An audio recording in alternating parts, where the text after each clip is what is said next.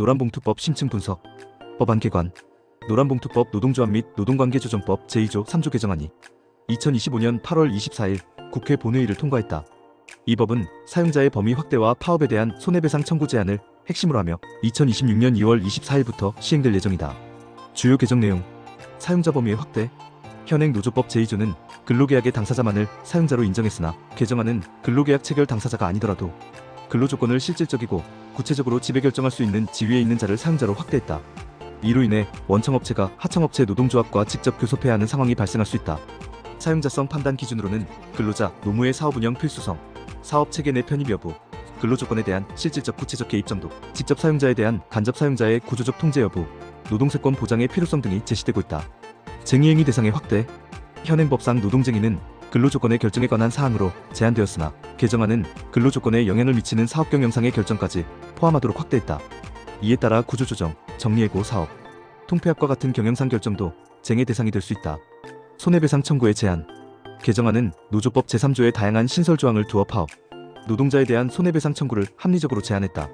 정당방위 조항, 사용자의 불법행위에 대응하는 과정에서 불가피한 손해에 대한 면책, 남용 금지 조항, 노조 존립 위협이나 활동 방해, 목적의 손해배상 청구 금지, 책임 감경 규정, 개별 근로자의 노조 지위, 역할, 참여 경위 등을 고려한 배상액 감면, 신원보증인 면책, 근로자의 가족 친지 등 신원보증인에 대한 손해배상 책임 면제.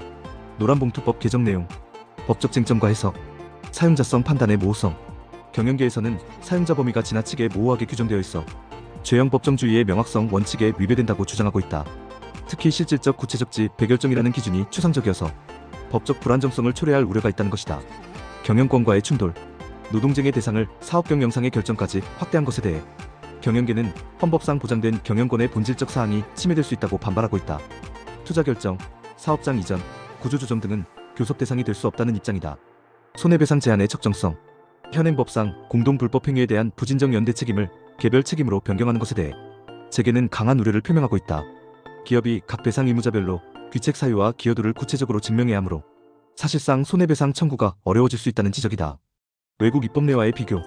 노란봉투법의 핵심인 사용자 범위 확대의 경우 미국과 일본 등의 관련 판례가 있지만 법에 명문화하지는 않았다.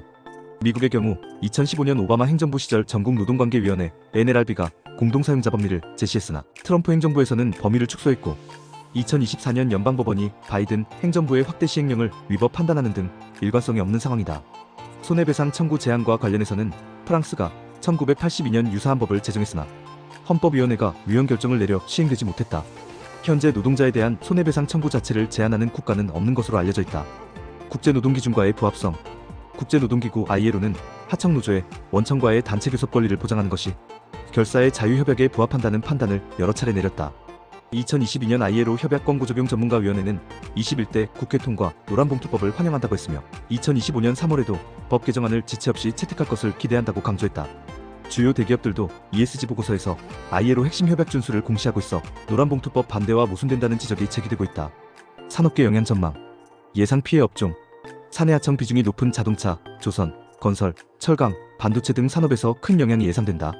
현대자동차, 기아, 삼성전자, 현대중공업, 삼성중공업, 포스코, LG에너지솔루션 등이 가장 큰 피해를 입을 것으로 전망된다. 교섭 부담 증가. 수백 개의 하청업체를 거느린 대기업들은 각 하청, 노조의 교섭 요구에 상시적으로 대응해야 하는 상황에 직면할 수 있다. 안건별로 사용자성이 달라질 수 있어 법적 다툼도 증가할 전망이다. 정부 대응 방안. 고용노동부는 법 시행 전 6개월간 사용자성 판단 기준, 노동쟁의 범위, 교섭 절차 등에 관한 구체적 지침과 매뉴얼을 마련하겠다고 발표했다. 노사 양쪽 의견을 수렴하기 위한 별도 태스크포스 TF도 구성할 계획이다. 향후 전망. 노란봉투법은 한국의 집단적 노사관계의 근본 틀을 바꾸는 중대한 변화를 가져올 것으로 예상된다. 하청 노동자의 교섭권 보장이라는 노동계의 수건이 실현되는 동시에 기업의 경영 부담 증가와 노사 갈등 확산 우려도 제기되고 있다. 특히 정부가 마련할 시행 지침의 구체적 내용과 법원의 해석이 노란봉투법의 실질적 영향을 좌우할 것으로 보인다. 원청 사용자성 판단 기준의 명확화, 교섭 절차의 합리화, 노사 간 상생 방안 모색 등이 성공적 안착의 핵심 과제로 남아있다. 당신의 생각을 댓글로 남겨주세요. 영상이 도움되셨다면 구독과 좋아요,